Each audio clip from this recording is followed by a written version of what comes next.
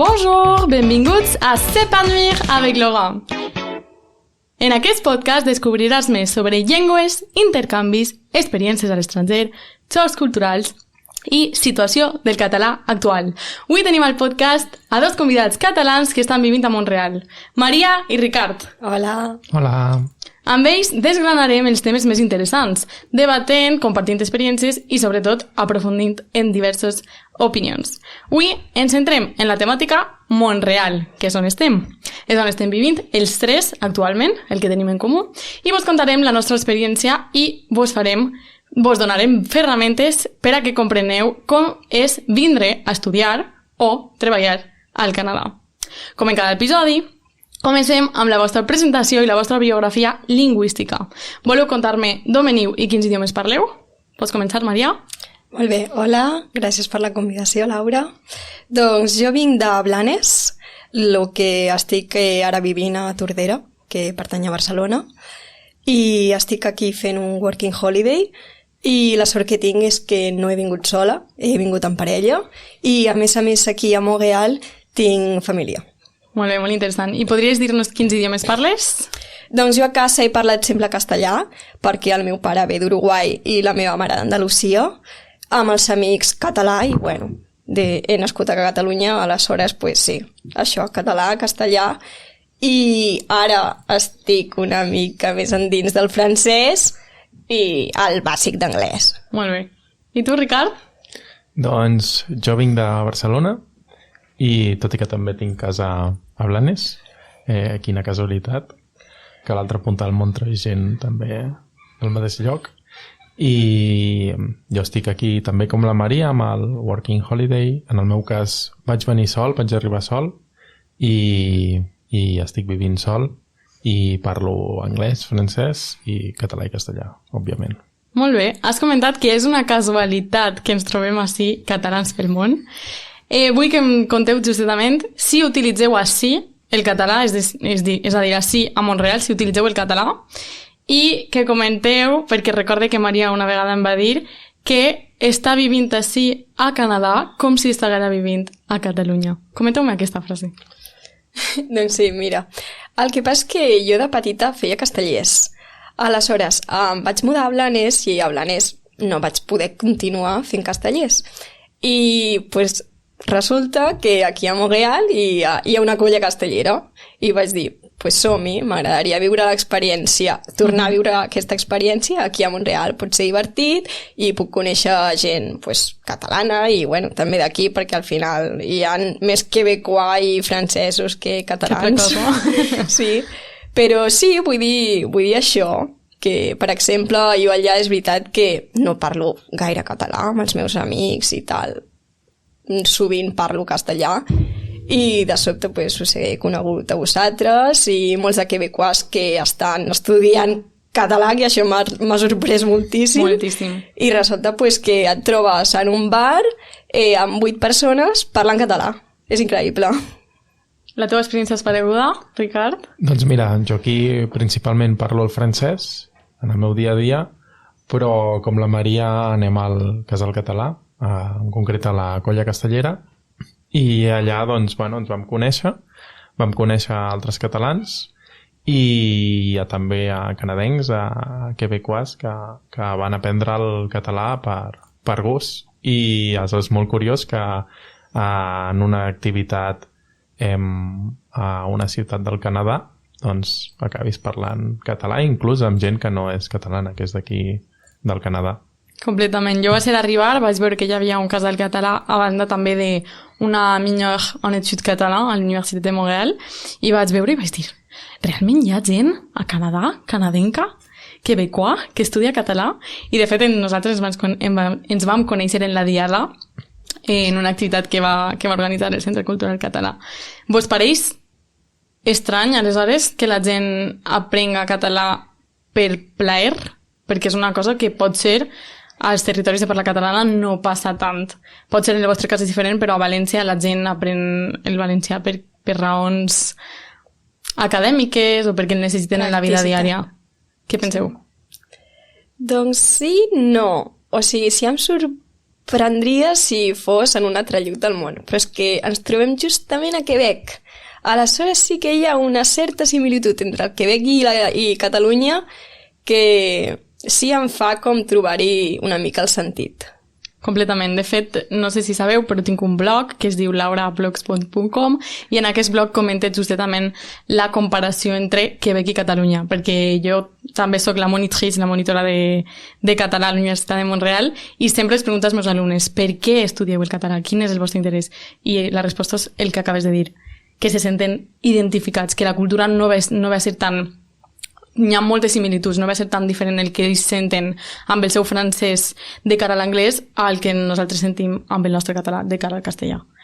Sí? Tens la mateixa opinió, Ricard? Sí, jo penso igual que la Maria, perquè el cas del Quebec és molt similar al de Catalunya, sí, en el tema de que nosaltres parlem el català i el castellà, però clar, el català fora de Catalunya pràcticament no ens serveix, perquè a Espanya no l'entenen, o a França o a Portugal, i amb ells aquí al Quebec amb el francès els hi passa exactament el mateix. Ells viuen dintre de Canadà, que parlen anglès, i al costat tenen Estats Units que parlen a l'anglès. Aleshores, dintre del Quebec sí que es poden moure perfectament amb el francès, però un cop surten del Quebec no els hi serveix per res. Aleshores, en aquest sentit, ens entenen molt bé i puc entendre que l'arribin a estudiar per un tema cultural, no? Que se senten identificats amb la cultura catalana. Completament. A mi em sembla superinteressant. I de fet, justament vos volia preguntar si esteu així a Montreal perquè ja sabíeu que hi havia un casal cultural català o per què, quines són les vostres raons d'haver elegit Montreal, que és el que sempre pregunto perquè m'interessa moltíssim i cada persona és un món i em poden dir des de que no els interessava Montreal però es donava a la universitat la possibilitat fins a m'interessa Montreal perquè estic enamorada dels quebecois. O sigui, què penseu vosaltres, el vostre punt de vista? Si vols, Ricard? En el meu cas, jo tenia clar que volia marxar de Catalunya, tenir una experiència a l'estranger i a poder ser fora d'Europa, perquè si estàs a Europa estàs a prop de casa i tens un peu a casa o un peu a fora. I aleshores fora d'Europa el que més em cridava l'atenció era Canadà. Aleshores vaig buscar una mica d'informació i al Quebec ja havia sentit a parlar, que era una mica una regió que s'assemblava a Catalunya, i en concret vaig veure que a Montreal doncs hi havia un casal català, hi havia una colla castellera, i vulguis o no, això em va fer decantar per Montreal, perquè jo anava a Montreal sol, no coneixia ningú, i vaig pensar, bueno, dintre de tota la zona de fora confort que estaré, doncs intentar conèixer gent els primers dies, i bàsicament per això vaig decidir Montreal. Molt bé. Imagina que és una situació diferent, ja que Maria venia acompanyada. Què penses? Sí, aleshores, què passa? Sí puc dir que per mi el Quebec era la millor opció, però és que no era com la meva primera opció, perquè jo quan sentia parlar o pensava del meu tipus de visa, que per mi era la millor possibilitat, sempre penses, jo crec que una mica en Austràlia. Aleshores, sí, jo crec que sempre penses en l'anglès perquè per nosaltres, per al nostre nivell d'anglès, era el més pràctic, perquè era el que teníem millor nivell i era com perfeccionar l'idioma. Però resulta que jo sí que podia fer la Working Holiday, però la meva parella no, perquè no complia certs requisits. Aleshores, segona opció, quan vaig veure el llistat de països on pots fer Working Holiday, vaig veure Canadà, vaig pensar una mica en la meva família, vaig pensar també que a mi m'atreia també el francès, perquè ja l'havia estudiat optativament, no per obligació, a l'institut, i a més té una part gastronòmica que a mi em semblava superinteressant per aquesta relació amb la França. I, a més, jo soc pastissera. Aleshores, aquí m'ha donat la possibilitat de treballar com a pastissera en una boulangerie francesa. Que bé, m'interessa molt. Has parlat un poc dels requisits per a tindre la visa que teniu. Podeu comentar-nos, per a la gent que no sàpiga com jo, que no sé de què va aquesta visa, com vau accedir a aquesta visa? Per què vau tindre que passar? Va ser difícil? Vau tindre que fer coses com anar a Madrid a agafar les huelles com vaig fer jo, o no? Sí.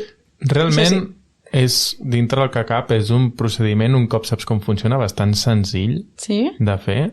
en el cas del Canadà. Altres països de Working Holiday no ho sé, però en el cas de Canadà Sí. els requisits són molt baixos, pràcticament tothom ho pot fer. Bàsicament et demanen major de 18 anys. Menor de 35? Sí, cert, perquè és només sí? Sí, és només per jovent. I bueno, uns certs requisits més, però pràcticament, si estàs entre els 18 i els 35, pràcticament tothom pot optar a aquest programa. I sí, vam haver d'anar a Madrid amb el tema del visat, perquè la seu estava a Madrid, no estava a Barcelona, i sí, va ser... Bueno, en el meu cas era molt frustrant, perquè em feien anar a Madrid i jo vaig pensar, bueno, estarem allà tot el matí fent tràmits, i clar, vaig agafar una ve d'anada i tornada el mateix dia, una al matí, una a la tarda, per si estava una estoneta s'allargava. Arribo allà, a més tenia hora a la 1, i vaig dinar abans molt d'hora, perquè en previsió de que s'allargués, arribo allà, em fan 4 preguntes, 4 fotos, I adéu. i als 5 minuts em diuen adéu. Literalment, 5 I minuts. jo què foto jo ara aquí tot el dia? I bueno, em vaig passejar tot Madrid caminant fins a la ve de tornada. Sí, a mi em va passar el mateix, i jo de fet pensava que duia tant de temps que vaig agafar un hotel i em vaig quedar un dia a dormir allí, o sigui, realment va ser un pensat i fet, perquè jo en aquella època estava encara en la Universitat de València i tenia classes. No, I vaig dir, me van deixar com un màxim de 10-20 dies per anar a Madrid, i jo, com em vaig anar a Madrid? Total, que vaig anar a Madrid i em vaig quedar una nit a dormir pensant-me que això era que anava a estar tot el dia allí. I vaig arribar, hola, tal, què? 3 preguntetes, foto, adeu, ja està. I jo, què? Pues a veure Madrid. I tu, igual, 5 minutets. Igual. Ni 5 minuts. Teníem cita a les 10, 5 minuts, tota estressada, després surts d'allà i dic, què foto aquí? Si jo vull marxar a casa meu, ja estic aquí a Madrid. Què fem a Madrid? Pues al retiro.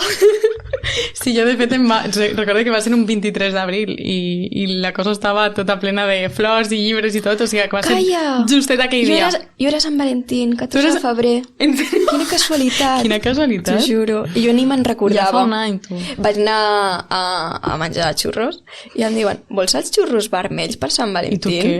I jo, ens vam mirar amb la meva parella així com, ens hem oblidat totalment. No sabíeu que era Sant Valentín. Ens havíem oblidat perquè estàvem tan enfocats amb això. Sí. Bé, anem a canviar un poc de tema. I és que... Però del procés com el més feixagut. Pues sí. Molt bé. No, sí, tranquil·la. Però que després és molt simple. El que passa que sí que et sents una mica que no tens prou informació de cara que jo buscava potser vídeos per YouTube perquè és el que fas normalment per aquestes coses. Ningú parlava d'això, només gent francesa. En el cas de França és força diferent perquè ells, per exemple, no tenen un any com nosaltres, tenen 2 anys, uns altres requisits, perquè jo conec gent que ha vingut fins i tot amb fills i nosaltres era requisit imprescindible no tindre càrrecs. I bueno, és el que passa, que entre governs pues, no es posen d'acord i pues, cada país té uns requisits diferents. Sí, perquè cada persona que entra ha d'entrar amb aquest visat, o sigui, el visat és individual, perquè hi ha altres visats que sí que si l'obté algú de la família, doncs pot entrar la parella, els fills, pot entrar tota la família després al cap d'un temps, però amb aquest visat no. Aquest visat és màxim un any i només per una persona, que és la persona que obté el visat. En el meu cas, per exemple, jo m'arriscava a que potser un estigui acceptat i l'altre no l'acceptessin. És de veres. O sigui que bàsicament és cada persona és un món, realment el que hi ha que fer si voleu anar al Canadà o a qualsevol altre lloc és buscar informació en la pàgina oficial. Sí. Això, totalment. O sigui, no podeu tampoc recomanar coses perquè l'altra gent no pot tindre les mateixes condicions. I pot canviar d'un any per l'altre.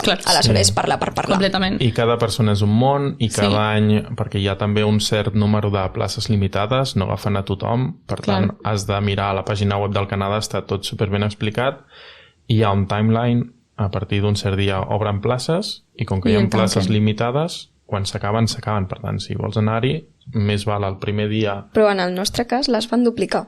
Però això no ho sabíem. No ho sabíem, però es van acabar i va tornar a començar.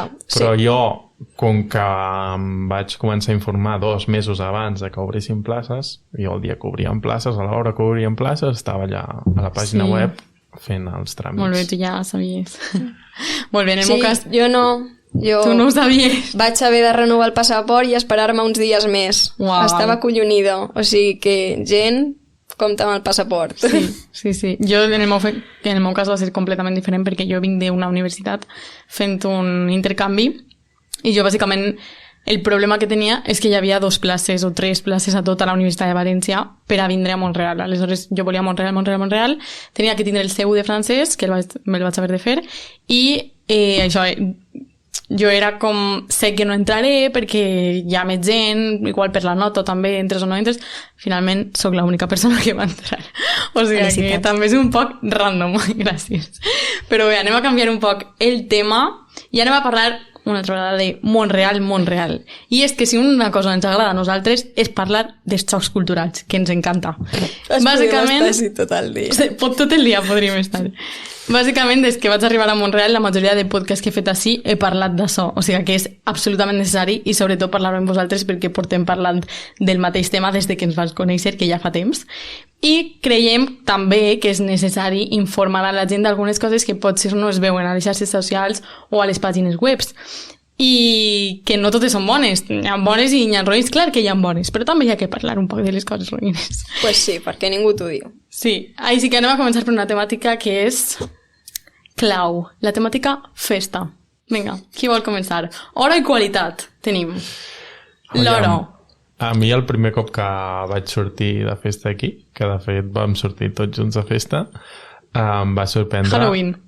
Sí, la hora en la qual la gent començava a entrar a la discoteca, que és a les 9-10 de la nit.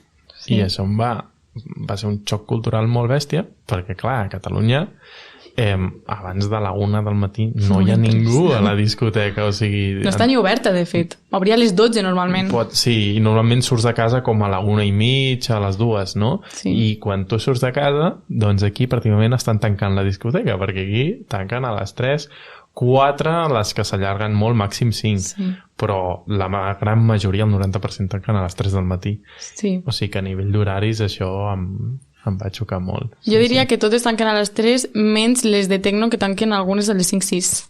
Però aquestes no... No ho sabia. Espera. Bé, tu què penses? Jo faré el mateix, miro. La única i la primera i última. Sí? Sí. No, és que de veres... No m'agrada gaire l'experiència de sortir de festa aquí. No és sols una hora, també, perquè l'hora al final, si t'adaptes a la cultura, l'hora al final dona igual. Jo sempre ho dic, que jo vaig començar sopant a les 10, quan vaig arribar així, que és quan jo sopé en València, i ara sope a les 6. O sigui, l'hora al final t'acostumes. Però el fet... Ui, Ricard, no. El fet de...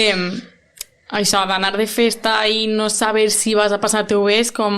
Ai, saps? Perquè en Espanya, en València i en Catalunya també segur que hi siu de festa i no aneu a pensar segur que no m'agrada la música, o l'ambient no serà bo, o no hi haurà ningú. I aquestes coses no es pensen, jo crec. No, clar que no. Clar, així és com... Realment, a on estic anant? M'agrada el que estic fent o la festa no és com jo l'esperé?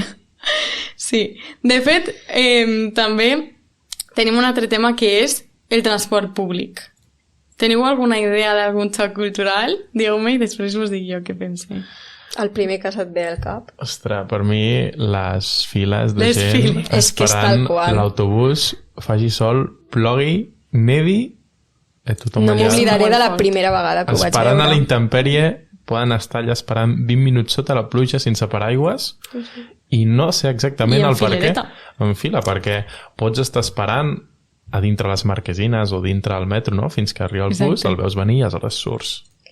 Però és que a mi inclús m'ha passat no fer fila, però la gent, sabent que jo havia arribat abans, deixar-me passar perquè tu has arribat abans, tot i que no fessis la fila. I jo, però això són molt respectuosos. Bueno, amb això i amb tot, jo crec. Sí. Són molt, molt educats i... Molt respectuosos, molt educats. Sí. Però després igual tenen algunes coses que igual no són oberts, no és que no siguin respectuosos, és que per a nosaltres una cosa que és respecte, per a ells no ho és, i al contrari, per a nosaltres que entres abans o després del bus no ens fa una diferència de dir, ui, quin mal educat. No passa res, anem a entrar tots. Per exemple, al metro, una cosa que fan diferent és que no deixen sortir la gent. És de veres. S'obren les portes del metro i tothom entra i surt a la vegada. Això és veritat. Aquí a Barcelona és diferent. O sigui, al bus no hi ha aquesta fila, però al metro tothom espera que la gent surti per després entrar. Això és el que dic, que no és que siguin respectuosos en algun cas i nosaltres no ho siguem, sinó que la seva teoria de respecte no és igual que la nostra. Ahí està el xoc cultural, que per a mi pot ser més respecte, més respectuós deixar eixir algú del metro i després entrar jo, que no fer una fila per entrar al bus, i per així és fer una fila. Em passa el mateix a l'ascensor del meu edifici. Sí, que no et deixen sortir. T'ho juro, s'obren les portes i la gent està com boja volent entrar. Mare meua. Però m'hauràs de deixar sortir? Sí. Que fort. El metro igual, i depèn de la parada. Per exemple, les parades com Berriocamp, que són intercanviadors de línies, hi ha dies que has d'empujar per sortir del metro, perquè si no, no et deixen. Se ves a Snowdon, sobretot. Que a més, quan hi ha gent rara és un poc... No sé si vaig espentar-lo o no. Després també... Bé, este tema toca més a Ricard que a nosaltres dos, perquè és el que conduís. Rotondes. Què passa així? En les rotondes, en el tema conducció, en tot el tema de les carreteres? Bueno, és una mica anàrquic. O sigui...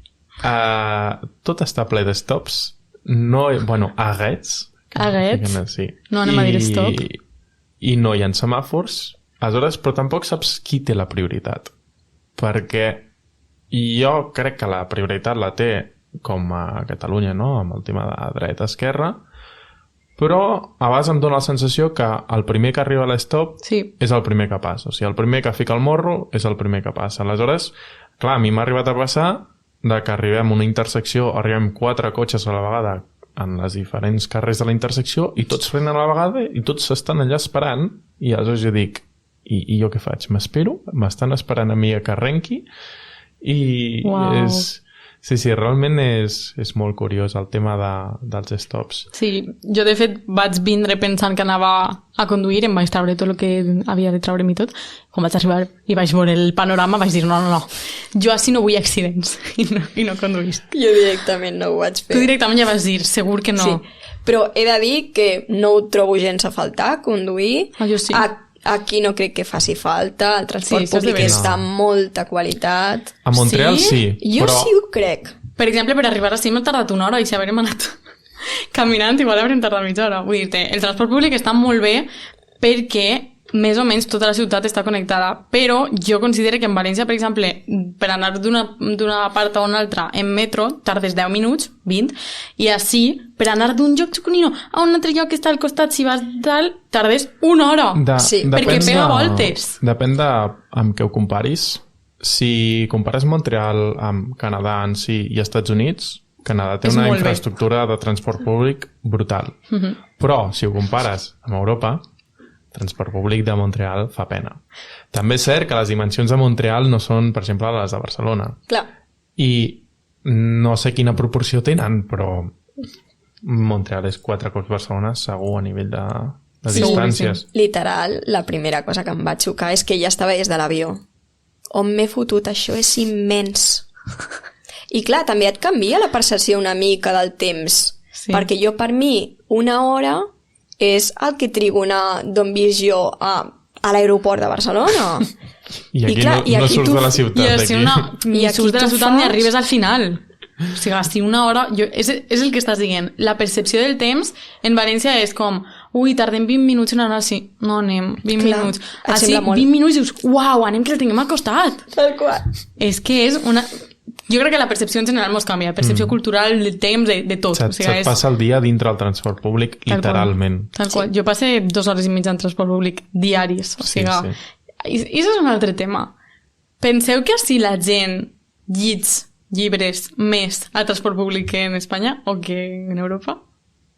Heu vist molta gent llegir llibres? Jo he vist molta gent llegir llibres. No més que a Barcelona. Ai, no ho sé. Jo molta més. Perquè crec que venen ja conscients que van estar molt de rato en el transport públic a agafar un llibre. I jo ara, gràcies a veure-ho, agafo un llibre quan estic al metro. Perquè dic, què faig jo 2 hores al dia en transport públic? O llegir un podcast, anava a dir-ho. O llegir o escoltar un podcast. Ahir vaig veure un home teixint.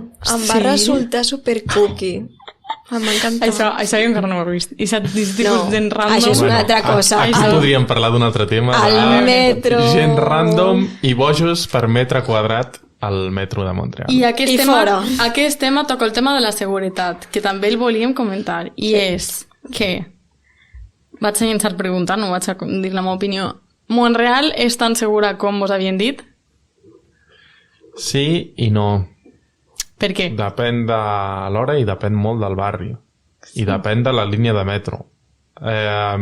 Sí que és veritat que jo em sento, per on visc i els metros i tot que agafo, em sento, depèn de quina hora, molt més segur que a Barcelona. Perquè, per exemple, al metro sí que hi ha molt boig, però és com un boig inofensiu, per dir d'alguna manera, que està al seu món, pot estar cridant, insultant, donant cops de puny al metro, però està en el seu món, no toca ningú. Si tu no li dius res, ell no et diu res. En canvi, a Barcelona no hi ha tanta quantitat de boig al metro, però hi ha molta més delinqüència. Aleshores, hi ha molts més robatoris, etc. Aleshores, jo, en el meu cas, no sé si la considero tan segura com m'havien dit, però sí que em sento en molts aspectes molt més segur i vaig molt més tranquil que a Barcelona. Sí. Igual? Igual. Jo m'he sentit molt segura i sobretot amb això, que si ho compares amb Barcelona saps que no et robaran, tal qual. Però això també està canviant, de certa manera. Aquí potser no hi ha enter de carteristes, com anomenem, però ahir, per exemple, vaig tindre un cas d'un amic que li van robar la jaqueta on portava les claus del cotxe i sí, amb intenció de robar-li el cotxe directament. No, és la primera vegada que escolté. No s'hi anden con chiquitas. No et robaran la cartera. Et robaran directament el cotxe o si roben, algo gros. Sí. Jo crec que aquesta seria com la diferència. Jo crec que és bàsicament el que ha comentat Ricard, que pot ser la taxa de delinqüència siga molt menor, però no deixa de ser una ciutat que pareix perillosa. Potser no ho és. Potser tu realment vas al metro i veus coses rares i no va passar-te res. Però el fet que veges coses no normals, a mi em fa por. Jo no vaig al metro igual que com vaig a València. Jo a València la quantitat de gent boja que dieu que veig així no existís. No existís. I si existís és un dia que he vist a un que estava loco i anava per ahí, o un dia un xic pegant ganivetades, però random. No és una cosa que passa tots els dies. Així, tinc la sensació que la gent ho ha normalitzat. Eixir al carrer i veure una persona que està fent alguna cosa estranya, nivell perillosa, és com, sí, no passa res. Per exemple, això també, no sé si exactament té el mateix punt de tal, però la primera vegada que vaig arribar i no vaig poder agafar el metro perquè una persona s'havia tirat a les vies, tot el món va dir, jo vaig preguntar què ha passat, m'ho van contar i m'han dit, sí, però ja està, ara agafes la línia tal, supernormal. Sí. No passa res, mira, agafes la línia tal per arribar a tal lloc i això ja està. Adeu, bon dia. Jo, què? O sigui, què m'estàs contant? S'acaba de tirar una persona. És així. Perquè no sorprèn. I és que crec que han normalitzat el fet de que hi hagi suïcidis al metro i el fet que la gent del metro faci coses rares. Què penseu? Sí, totalment. I quan no és un suïcidi és algú que tira perquè van molts amb els carritos dels supermercats, amb totes les seves pertinences, els tiren a les vies sense cap motiu i tallen tota la línia, diuen la línia estarà aturada durant 45 minuts. I tothom baixa del metro, ningú protesta, ningú diu res i tothom s'espavila. I això, el primer cop que ho vaig veure, m'ha passat més d'un cop, però el primer cop em va xocar moltíssim. Sí. Perquè vaig dir, i ningú protesta, ningú s'indigna, més amb aquesta ciutat, les distàncies tan llargues que en mitja hora arribes tard a tot arreu, clar, i ningú diu res. Sí. I només no és amb el metro, amb el bus baixa el conductor perquè just canviant de conductor, deixa el bus on estigui, tant els hi fa. Sí. No sap si arribarà l'altre conductor, el bus ple de gent i tothom tan tranquil. I la gent que segueix pujant, que no hi ha conductor ja, segueix picant. Sí, piquen. Sí? Sí. Tothom I em pareix pica. tan estrany. I és com que pot ser quadre un poc en la seva personalitat, el fet que no reaccionen, no? Què penseu d'això? Parlem un poc de personalitat de la gent d'ací. Som molt respectuosos, però què passa? És que sí, però és que és algo fins i tot d'aquí, perquè Sí. és una ciutat on la majoria, no m'ho vull inventar, però jo crec que som immigrants. Aleshores, és algo que aprens aquí, realment tu no ho portes de casa. Aleshores, s'acaben comanant i no sé, em sembla bé per algunes coses. Hombre, clar. Justament en això, Sí. bé. Però després, per exemple, de cara a... Sempre conto la mateixa anècdota, però la vaig a repetir. De cara a el que ens pareix a nosaltres ser amable i respectuós, i a ells no. Per exemple, la primera vegada que vaig anar a la universitat i vaig dir bonjour en una classe. Vaig dir hola. I ningú va contestar. Això, en Espanya, seria respectuós? Pas du tout. No seria respectuós que jo entri a un lloc on hi ha 10 persones, 5 persones, me dona igual, com si n'hi ha una, i diga hola i ningú em diga hola. És com, xiqui, primera, veus clarament que sóc nova, que acaba d'arribar al país. I segona, dis-me hola, que no costa tant. Què penseu? Són tots així I a més, o si no? ho estàs dient, què menys que contestar? Tal qual. És com no te demane que tu em digues hola. És hola, i tu dius hola, i seguim en les nostres vides. Sí, Ja està. tant. I és una cosa per a ells, jo crec que és molt difícil perquè no pensen que és irrespectuós, però per a nosaltres sí. Igual una altra cosa, com no fer fila al bus, ells igual van a Espanya i diuen que mal educats, i per a nosaltres pot ser. No? I respecte a això, el tema cultural o de personalitat, comparant-ho, per exemple, amb Barcelona, que la gent, quan agafa el transport públic, tothom va molt estressat. Sí. Aquí no. Aquí És van deberes. amb una tranquil·litat, una calma, surten una hora abans de casa pel que pugui passar. Tal qual. Si agafen el cotxe, pots estar 4 hores conduint per una carretera recta, infinita, sense cap altra distracció, 4, 5, 6 hores. Les distàncies aquí són enormes. Dintre Montreal, però quan surts de la ciutat, aleshores ja Encara són més. descomunals. I més lent. A 110, Sí. que és el màxim. A I 110. de Però a mi m'han nosaltres dit, 120 a les m'han dit que autopistes. això no és multa ni res, que la gent es passa de velocitat i no passa res. Però no acostumen a passar gaire més, Jo del que he vist no és que siga algo exagerat, però sí que he vist algun altre cotxe ràpid. Però Sí. solen dir que a alguns quilòmetres de més no passa res. D'acord. Això és el que m'han dit a mi, no sé. Passem al tema restauració. Què passa amb la propina en aquest país? És el tema. El És tema. el Des tema. que vaig arribar hasta que me n'aniré estaré, diguen el mateix. Quan es dona propina, quan no, si s'ha de donar sempre, si no s'ha de donar Quin sempre. percentatge? Quin percentatge. Si vas a un restaurant i et gastes 50 euros i després el mínim de propina és un 18%, què fas? Quedes mal? Poses un 5%? No poses propina? O poses un 18%? Què faríeu vosaltres?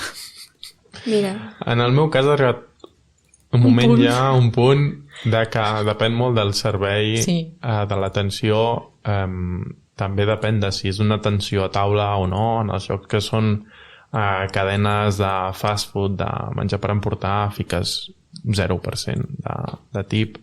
Bueno, que cadascú pot fer el que vulgui, no? Però és que arriba un moment, si tot li vas sumant un 15, 18, 20%, ostres, són molts diners, al final del mes. Sí. I al final de l'any, imagina't. Sí. També és veritat que normalment la gent que treballa en hostaleria en aquesta ciutat doncs viuen molt de la propina. Per tant, a vegades he ficat 0%, però també he de tenir molt clar que no es mereixen propina. Normalment, si no, deixo.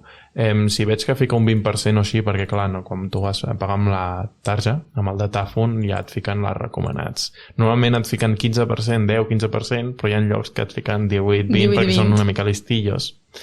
I aleshores, en aquell cas, si considero que no s'ho val, doncs si cau que modifico i fico un 10 o un 15. Sí, però modificar-ho també dona vergonya, Perquè Sí. ell sap que no estàs Et sents observat, Sí. perquè estan allà davant teu esperant que paguis i estan mirant el tant per cent de tip que estàs ficant. Estan com ahí mirant en plan, I van posa'm, mirant el datàfon i et van mirant a tu, no? Com jutjadors.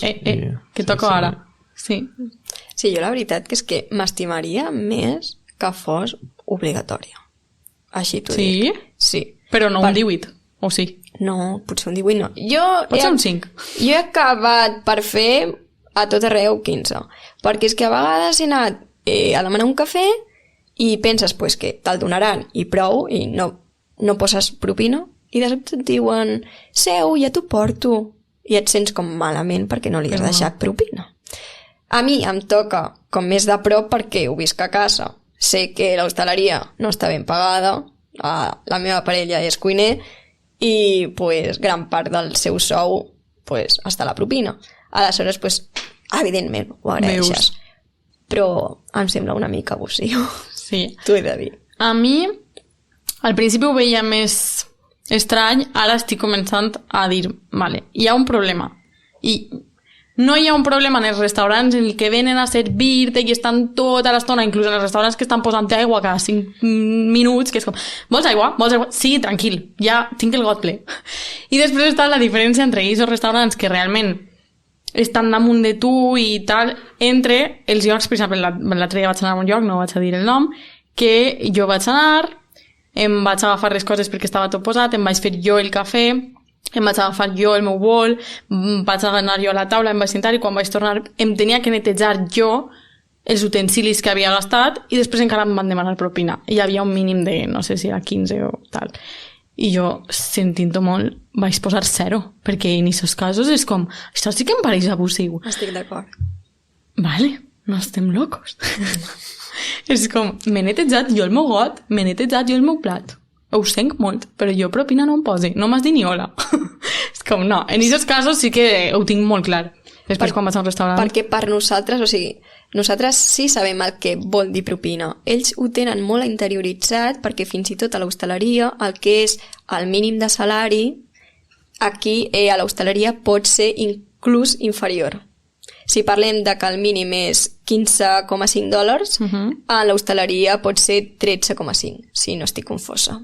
Uau, perquè realment confien... Sí, és una mica per això. Confien en que tenen molta propina al final de mes. Sí. Perquè ho veuen com part del salari en comptes del que realment que és un agraïment a un bon servei. No és part del salari. No, exacte. No és agraïment a un servei aquí a Montreal, sinó part del servei. I això fa que, per exemple, el servei al client normalment no el valorin.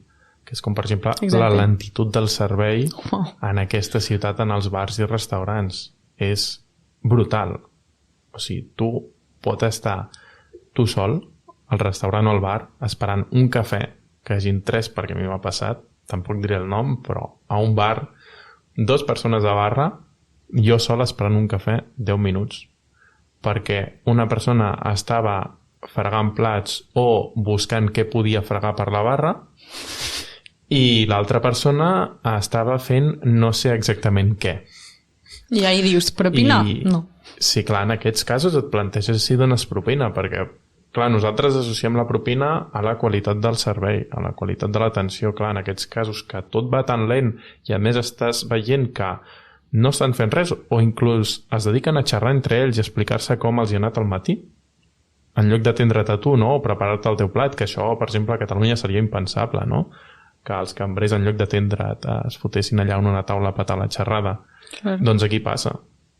I ningú diu res, ningú protesta, i tu esperes que ells s'hagin acabat d'explicar la seva vida, i aleshores, si a cas després, t'atendran a tu. Perquè és normal. I després encara esperen que els poses un 15% de propina. Sí. En tots els casos. Sí. Però a veure, també té a vegades a veure amb el tipus d'empleat. Perquè per nosaltres tenim com... Quan pensem en un cambrer, pensem en el cambrer de tota la vida, superprofessional i tal. I aquí què passa? Que normalment els cambrers pues, són estudiants, gent super jove, perquè a més aquí no sé quin és el mínim d'edat, però crec que inclús als 13 anys poden començar a fer tasques com rentaplats o alguna així, perquè és que m'ho he trobat de veure gent que és que, tio, a mi jo tenia 16 anys i no m'agafaven al lloc per tindre 16. Sempre s'esperen als 18 com a mínim. I tot i així no els hi fa ni gràcia. Sí, molt cert. Jo crec que això també té a veure amb un tema cultural respecte al menjar en si, que a Espanya el menjar com a tal o a sortir a dinar és com que el fet d'entaular-te després de dinar, patar la xerrada, el cafè, el sobretaula, tot això se li dona moltíssima importància. I aquí no, aquí el menjar és agafo alguna cosa inclús per emportar perquè he de seguir treballant, o sigui, sobretot entre setmana, aquí la gent arriba, fica-m'ho ràpid que me'n vaig. I a Catalunya no, o a la resta d'Espanya és molt diferent. Aleshores jo crec que per això potser a Catalunya es busquen en l'hostaleria més professionalitat d'aquí perquè l'atenció al client és superior, és més bona. Pot ser. I jo crec que ahir també toquem el tema dels luxes. Per a què són ells, en quin moment es permeten un luxe i què és per a ells un luxe? Jo, per exemple, sempre poso l'exemple de la perruqueria. O sigui, jo a València puc anar sense ningú problema. O sigui, no m'he de pensar si vaig a quedar-me sense diners per a final de mes. Jo tinc un event i vaig a la peluqueria, tallo el monyo, lo normal, les puntes, tal. I així, bueno, mira, jo conté que el monyo estarà en Canadà. Vull dir-te, jo si no puc permetre'm que em cobren $100 per anar a la peluqueria, i és una cosa que no vaig a fer. Ni peluqueria, ni... Inclús anar a restaurants. No vos pareix que el nivell que heu passat d'anar molt a restaurants a no anar? Perquè jo al principi, a València, jo, una vegada per setmana, o una vegada cada 2 setmanes, jo vaig a un restaurant, perquè és un event familiar o d'amistat, vas amb les teves amigues perquè vas a xerrar en elles i no estàs pensant que el restaurant va costar-te més car de lo que vas a pagar en una hora, de lo que vas a cobrar, no, tu vas a un restaurant tranquil·lament, busques alguna cosa barateta i no et preocupes tant, potser et preocupes, però no és un tema que et digues, uau, vaig a quedar-me sense diners. Així realment, restaurant, perruqueria i tot aquest tipus de coses extra de la teva vida són luxe. Jo crec que l'oci en general és luxe. Ciutat... Inclús la cultura. Això és el que més m'indigna, la cultura. Que sigui tanta encara en el cinema, en un teatre. És que és algo bàsic. Jo crec que estan massa... És tan car que tot el món està massa enfocat en el que ha de fer el dia de demà i en el que es deu fer i passem. Potser també està un poc relacionat, jo crec que tot està relacionat en la cultura, però en la universitat. El nivell de tasques que cal fer cada setmana a la universitat és immens. O sigui, tinc una alumna que em diu, Laura, jo des de que vaig passar de ser estudiant a treballar em va canviar la vida, perquè treballar, estàs sols treballant, fas les hores que toca i te'n vas. Estudiar és tot el dia, una, i cada setmana tens presentacions orals, quiz, tasques, 50 pàgines per a llegir, fer aquesta coseta, preparar un treball final. A València realment no és que la carrera siga més fàcil o més difícil, és que no tens tant. Tu vas a l'examen de final i com a molt tens un treball per assignatura, 2 treballs, 3 treballs, però treballets que no necessites estar 7 dies a la setmana pumba estudiant. Jo crec que això pot estar relacionat amb que tinguin tan poc d'oci i que l'oci siga tan car, perquè no tens temps per a fer oci, no tens temps per a eixir amb els amics. També és perquè és la cultura del viure per treballar. Tal qual.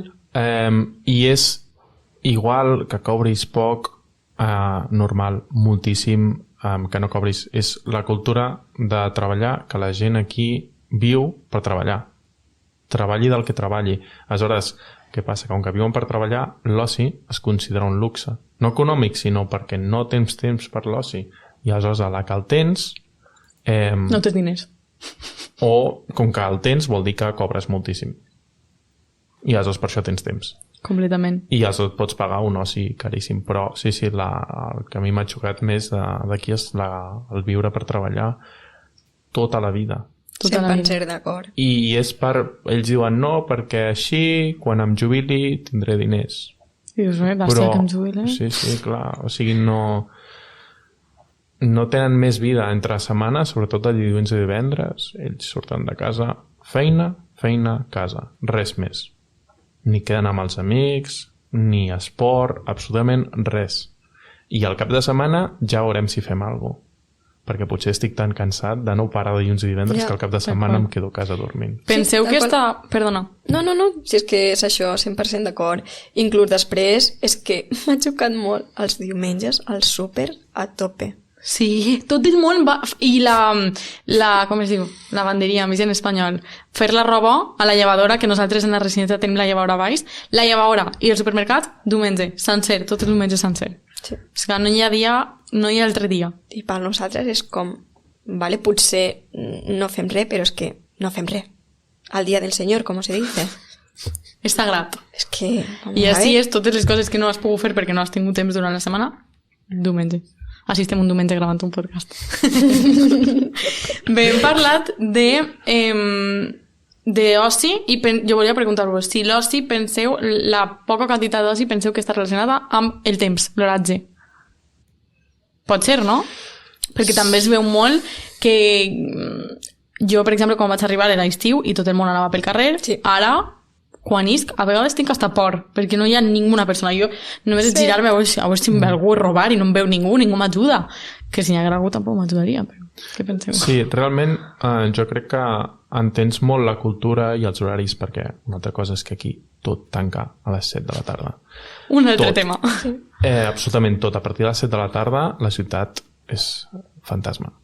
Què passa? Si tu vens aquí a l'estiu, el sol allarga fins 9 i alguna de la nit, aleshores estàs molt desubicat, dius, no entenc aquesta cultura de tancar-te a casa si tens sol fins a les 9 de la nit. Però què passa? Aleshores, quan arriba l'hivern, sobretot el moment àlgid al desembre, que el sol es comença a anar a les 3:30 de la tarda, aleshores allà entens tot. És el fet de que a les 5 de la tarda, ja fa 2 hores que és de nit, fa molt fred, inclús nevant, i clar, aleshores la gent no li ve de gust sortir a fer coses a l'exterior. Jo crec que també aquest és un tema que la gent que ve així a viure sols a l'estiu s'ha de quedar tot l'hivern per a veure el que és. Jo recordo quan vaig anar a estudiar a Canadà, a Toronto, em deien no et quedes sols un estiu, queda't tot l'any per a veure el que és la vida de veres. I ja ho entenc perquè diuen això, o sigui, realment no té res a veure la vida així en estiu que quan es va de nit a les 3 del migdia, que fa poc es va fer de nit tots els dies a les 3 del migdia i arriben les 3 i clar, d'ahir em va vindre a mi el sopar antes, perquè dius, en total tindré 6 hores de llum. I què fas quan s'acaba la llum? Te quedes en casa, tancadeta, fent deure el que estigues fent i no hi ses amb els amics. I ara de repente que ja comença a les 5 i algo, ja tens ganes de dir, ja és com, quedem a les 5 i és com, uau, que anem a quedar a les 5, que locos. Sí, de fet a mi l'altre dia, tornant cap a casa, eren just les 5 de la tarda i encara era de dia i de cop i volta em vaig donar compte que era de dia a les 5, no? I va ser, uau, espectacular, i realment et dona molta energia perquè no et dones compte i com que el sol se'n va d'hora i normalment està nevant, per tant no veus el sol, tens un dèficit de vitamines important, clar, tot això fa que inclús puguis entrar en un estat una mica depressiu i bueno, per això és important, sobretot nosaltres que venim d'una zona d'Europa on hi ha molt sol, prendre suplementació vitamínica i tot això, però realment ho notes molt. Jo al novembre-desembre, i quan agafàvem aquells dies que no veia el sol durant una setmana pràcticament, jo la que portava 3 dies sense veure el sol, realment em sentia com molt atxafat, inclús trist. Sí. I està molt relacionat. Sí. I aquí no els hi donen importància. Gens. Preguntes a la gent i no les pren i les necessiten igual que nosaltres. Però sí, jo fins al gener no les vaig prendre i estic prenent la D i la C perquè és que va arribar el fred i era setmana tras setmana malalta. Bueno, malalts els dos. Sí. Em posava jo malalta, li encomanava a ell i es posava ell mala i me l'encomanava a mi. Jo m'he posat molt més mala també, sí. Però gràcies a Ricard vas començar les meves vitamines allà per novembre, perquè Ricard em va explicar, que això jo no sabia, que les vitamines no és de repent comences a prendre-les i de repent ja estàs... No, te les has de prendre uns mesos antes. I Ricard em va dir, i jo vaig dir, vale, vaig a comprar-me-les. Són acumulatives. Són acumulatives. Vaig estar llegint respecte a la vitamina C i crec que eren 6 setmanes de continu que te les havies de prendre perquè realment fossin efectives. Gràcies, Ricard. Jo ara estic feliç gràcies a tu. Sí. Molt bé. Hem parlat del tema preparació quant a les vitamines i el sol. Però, i quant a la preparació de la neu? Què no mos han dit? Perquè a mi m'havien dit moltes coses, però igual després no han sigut tan reals les que m'han dit, Vull dir-te, sí, lo típic. Que sí, que és molt important que et compres una jaqueta bona. Sí. Que et compres unes botes molt bones. Sí, però què no vos han contat? Què passa després? Alguna cosa que dieu, ui, això m'haver agradat saber sobre la neu? Perquè venim d'un lloc on no neva. És que és això, sí i no. Perquè, per exemple, si vius al centre, ja no et dic fora, però si vius al centre, és que t'has llevat i ja ha passat el llevaneus i no t'enteres de res. Aleshores, què t'has de posar les botes de neu? Pues sí. O no. I tindrà els crampons per quan fa gel? Pues sí, evidentment. Però, la veritat, els he fet servir una vegada. Les botes de neu no te les compris noves. La jaqueta no te la compris nova perquè no cal. La jaqueta bona només me la poso quan neva perquè té la caputxa i tal i bueno. Exacte. Però amb aquest any que ens ha tocat també tan molt raro, sí, molt bo per nosaltres, això. Però bueno, ara mateix estem mirant per la finestra i està nevant. I està nevant i és molt. I és molt bonic. I és molt, molt bonic. I avui sí que tocava botes de neu, però no és normal. Sí. He de dir que depèn del barri on visquis, de Montreal. Sí, per això he puntualitzat al centre. Sí, perquè Ricard té una altra... O sigui, jo visc dintre el radi del metro, no visc a les afores, però no visc al centre. I es nota molt la diferència de temperatura.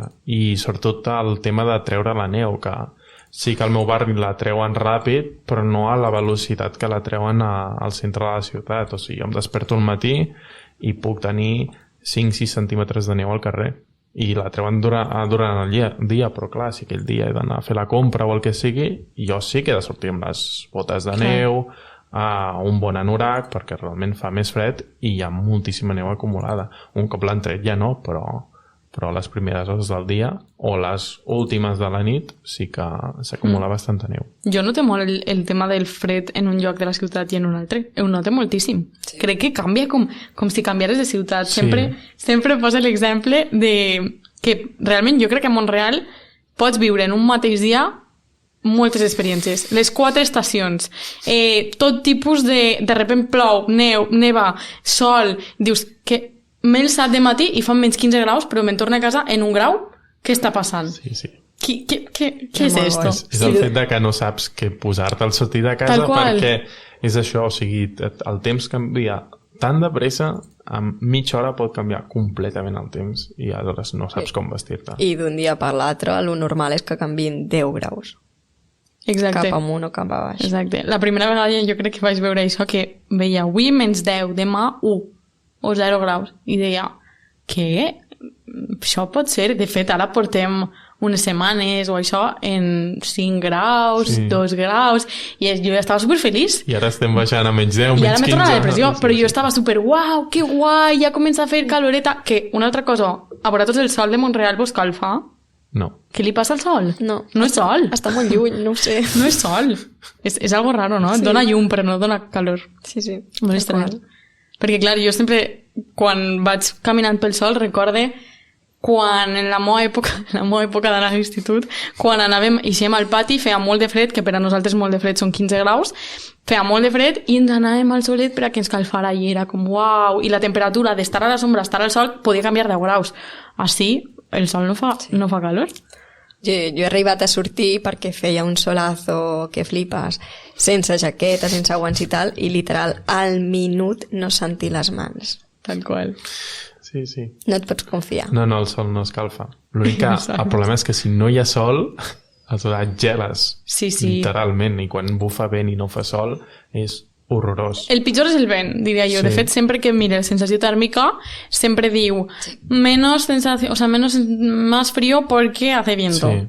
I jo mai havia tingut, el que ha dit la Maria, aquesta sensació de si no porto guants, se'm gelen les mans. No és que tingui fred, és que se'm gelen les mans, em comença a costar... I el nas. El nas és la pitjor sensació del món. Les orelles, que et comença a costar obrir i tancar les mans. Sí. Jo ja ho tinc entès que em posa gorra fins quan fan 5 graus, això ho tinc segur, però el tema de les mans sí que de veres que algunes vegades dic no, vaig així sense guants. I després la mà se't queda com parada, o sigui, el costa hasta manejar-la de dir ui, perquè no et dones compte. Perquè no te dones compte, clar. Per acabar, comentem un tema molt ràpid i molt graciós, que m'ha paregut molt graciós que m'ho comentàreu, i és el soroll de l'ambulància, per favor. La primera vegada que anava jo caminant, la primera setmana perquè això ha sonat, sempre en el centre l'ambulància passa cada dia. Anava jo caminant i de repente sento un ruido, jo dic, ja està, una alarma que ens estan atacant del país de no sé què. Jo, me vaig a morir. Jo, mama, no sé què. I era l'ambulància.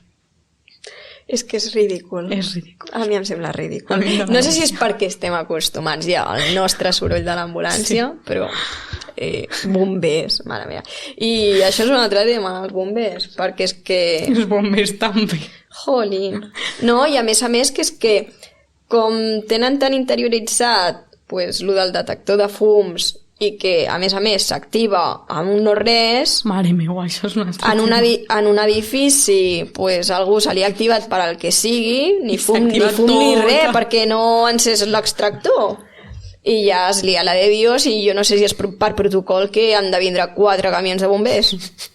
La primera vegada que vaig viure això, jo he de dir que visc en una residència d'estudiants i pot ser que alguna persona en algun moment creme alguna cosa, normalment és perquè cremes alguna cosa, no perquè siga aire d'aigua, o sigui, aire d'això d'aigua, húmed, no m'hi serà, sí, humit. I si cremes alguna cosa, en seguida sono. I què passa? Que no li sono a aquesta persona. Li sono a tot l'edifici i en cada una de les habitacions. O sigui, et sono com si tingueres una cosa pitant així. I sobretot recordo l'última vegada que va sonar a les 12:30 de la nit. No. Amb la mort, sincer, som estudiants, la majoria estaven desperts, jo estava dormint. Però recordo que em vaig despertar en una mala hòstia. I vam tindre que... Tu pensa que... I perquè pensa que és una tonteria, perquè si és algo... Claro que és una tonteria, però passa una cosa, una persona té un error i tota la residència, que són una barbaritat de persones, baix a baix, bomberos assustant-te, que pareix que hi ha foc i no hi ha absolutament res. És que han de vindre, no hi ha ningú a l'edifici que ho hagi de treure, han de vindre sí o sí. Però pobres també. A més, l'alarma aquesta fa un soroll molt molest. És horrible. Exagerat. És el mateix per a tots? Crec que sí. No? A mi, bueno, jo no visc en bloc d'edificis, visc com en Però t'ha sonat també? Sí, a casa meva. O sigui, en general, que guai. I era un dia... Bueno, m'ha sonat més d'un cop. L'únic que ara ja quan sona l'apago jo manualment. Ah, tu pots? Sí. A nosaltres no. Sí. Estava allà cuinant, de fet estava fent pollastre a la planxa, amb l'extractor encès i tot tan tranquil. No hi havia fum, ni res. Yeah. I de cop i volta se'm dispara l'alarma, que a més està enganxada a l'extractor, vale? I un soroll, clar, era el primer cop que em passava, jo em vaig espantar, dic, merda, què és això, no? O sigui, d'on ve aquesta alarma? No sabia si era que hi havia hagut, que era una alarma del barri que estava passant alguna greu, si era que s'estava cremant al pis de dalt, no sabia què estava passant, i veig que era la meva alarma. I dic, però hi havia una mica de fum del pollastre a la planxa i la vaig apagar i dic, hòstia, espero que no vinguin els bombers perquè em veuran allà cuinant no van venir per sort perquè la vaig apagar ràpid. I ara més d'un cop em passa també, l'únic que sempre fa com un sorollet molt fluixet abans de començar a sonar fort i aleshores ja vaig allà a apagar-la. Sí. És molt graciós, Jo és que a mi m'ha passat ja tantes vegades que ja em fa risa quan passa i de vegades una cosa que no està bé, que és que passa tantes vegades que quan passa pensem en no baixar i no fer el protocol perquè realment són les 12:30 de la nit, tinc que baixar, que l'ascensor no funciona, jo visc en el piso 12, tinc que baixar 12 pisos pa que vinguin els bomberos i després tornar a i a vegades diguem no anem, però després ho penses i dius imagina't que hi haguera foc i em quedo jo així, perquè pensar que no hi ha res. Horrible. Bé, així és com acabem el nostre episodi. Hem tingut el privilegi de comptar amb vosaltres i a través de les vostres visions i experiències hem comprovat que Mont-real té moltes coses boniques i també algunes coses que no ens conten abans de vindre. I després d'esta conversa arribem a la conclusió que les diferents perspectives catalanes, valencianes, etc., que, com ja sabem, el meu podcast és multicultural i enriqueixen la nostra percepció del món. hem après que en l'era de la informació és essencial escoltar diverses veus i mantenir un diàleg obert per créixer tant individualment com col·lectivament. És una cosa que a mi m'encanta el podcast, ja que m'encanta veure les perspectives de cada persona que arriba per ací. O sigui, tinc des de quebequesos, anglesos, valencians, catalans, m'encanta. O sigui, m'encanta veure que realment no pensem tots el mateix i sobretot que tenim xocs culturals diferents i és super interessant per a mi.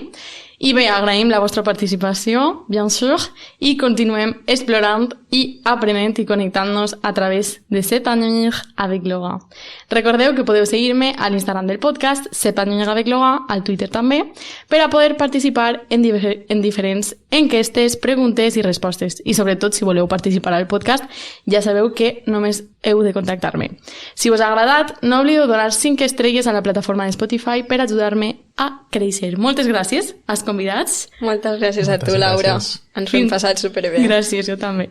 Fins al pròxim episodi. També sabeu que anem a gravar un en francès, així que no vos el perdeu. Adeu!